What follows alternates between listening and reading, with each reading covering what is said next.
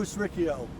I'm with TG and I'm one of the production managers. I'm going to talk today a little bit about our 5S+1Y principles and make sure that everybody has a good understanding. Sometimes it's referred to as 2S+1Y, sometimes it's 4S and self-discipline, but whatever name, it's still the same principles, and we're going to review those today. Hi, I'm Bruce Riccio. I'm with TG. I'm a production manager. Today I'm going to talk about 5S+1Y and the principles. And sometimes it's called 4S and self-discipline, sometimes it's called 2S and 1Y, but whatever different names we use, it's the same principles, and we're going to review those today. Okay, so we're going to talk a little bit about why we do 5S. First and foremost, it creates a safe working environment. We want to make sure that our employees leave the same way they come every day. It improves our quality. It helps eliminate time spent searching for parts or components so that you can do your job more efficiently and more effectively. It improves the process flow. We reduce maintenance costs by making sure everything is flowing normally. It's good for morale to make sure you have a clean and safe work environment, and also helps find and solve problems easier. One of the things I really want to talk about today is establish the foundation, and this is to recognize the abnormalities. That's what this whole system is about. And recognizing abnormalities will help us determine what our issues are that we need to solve, make sure we follow up and get good quality parts every time for our customer. So one of the things I really want to talk about today and make it a key takeaway is why we do this principle overall, and that is about a foundation for recognizing abnormalities. That's very important to us. For example, when we drop things on the floor, it could be a component issue. Was there one in the part like it was supposed to be or not? If the floor is clean, then we can recognize that easier, and we make sure that we're sending a quality part. All right, now we're going to talk about the pillars behind this concept. But before we do that, we really need to prepare. And the first thing we're going to do is get a PFU so that we can start to list out all the action items that we need to take care of. So the first one we're going to talk about is sorting. And what we're going to do there is identify on the process any items that are unnecessary.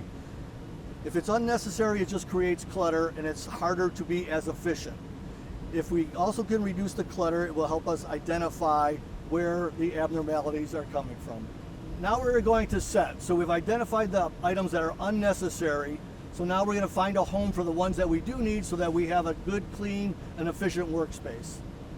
So the next pillar we're going to talk about is sweep. So that's once we get everything sorted and set, now we're going to make sure it's clean to the level that we want to be operating at on a normal daily level. In terms of sweep, we'll identify if there's air leaks or if there's wires that are hanging that are dangerous, could be a safety issue. There's dirt, where's the dirt coming from? Can we eliminate it? And so on. Those are the types of things we need to eliminate out of the process. Right now we've talked about sorting and setting, we're going to talk about sweeping. So we want to get the process to the level of cleanliness they want to operate on a daily basis. So we want to identify any oil or air leaks or long wires or cables that could be a safety issue, sources of dirt that we can eliminate, all those types of things so that we can make sure that's as accessible as possible for the operators. All right, so we've done 3 of the pillars. So the next thing we're going to talk about standardizing, and that comes from the 3 pillars that we just took care of. So now we want to make sure that we monitor and maintain those standards. So we use a check sheet, it may be a SOS sheet or some other name for the sheet, but it's the same thing that allows us to continually monitor that we're doing everything on a daily basis. So what we want to do now is talk about sustain. So we got everything set where we want it and organized. So now we want to make sure that we continue to maintain that level that we need. And that's a lot incumbent upon the management team. So not only are the operators doing their check sheets, but managers are now making sure that it's maintained. And we do audits monthly. We'll make sure that we're auditing the process as well so that we are maintaining and find out any other areas that we need to continue to level up. All right, last thing we want to talk about is 1Y, which is everything off the floor. This is important from not only a safety standpoint, but also a quality standpoint. So we want to make sure that we have all the things off the floor so there's no trip hazards, but also that not a collection point for dirt or other things that will then turn into abnormalities that we have to address later. So now that we've reached this point, we want to do an audit for the process, and this is really key. And when we audit it, we want to get to a high level or a gold level standard. We want to make sure that everything is clean, appropriate, management signs off on it, and they know that we have a process that is fit to run consistently day after day. All right, so now we're going to conduct an audit. So we really want to sort and make sure we got everything in its home, or if it doesn't have a home, we want to create a home. So let's take a look at the process and see the items that need to be addressed. So first we have some clips. Those are not where they're supposed to be. They should be in here in their container. And then looking over here, looks like the roll has fallen off, so we want to address that and get that back where it belongs. Okay, so now that looks good and it's set. Good. All right, now as we look to this side of the process, it looks like there's some felt that fell off. We want to clean that up, make sure that's cleaned off. Dispose of that. We have a piece of tape that fell off. We're going to get rid of that. And we have a rag that is not in its home. Let's put that back where it belongs. And now that side is good. So we just completed an audit. This process is pretty good. There are a couple of things that we need to discuss. So our PFU isn't lengthy, but there are some items we need to address. All right, now that we've done the audit, we're going to put our PFU together. So this is an important document, but we may find more items that we've already identified, so we'll just add them to the list. So we'll go back, collect everybody's data, put this together.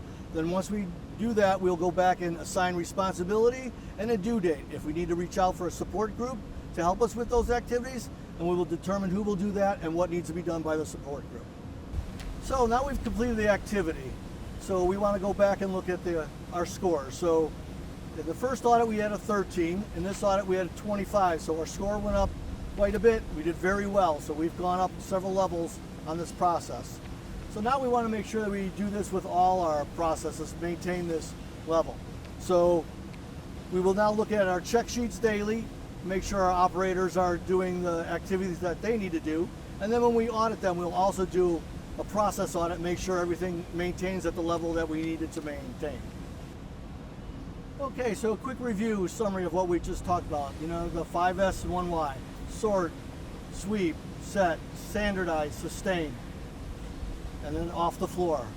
So we have those principles in place, and now it's very important that we sustain and we standardize long term. And again, this is a joint venture by both the team members and management, so we have to work together to maintain this activity. So thank you for watching. I hope you picked up some good points.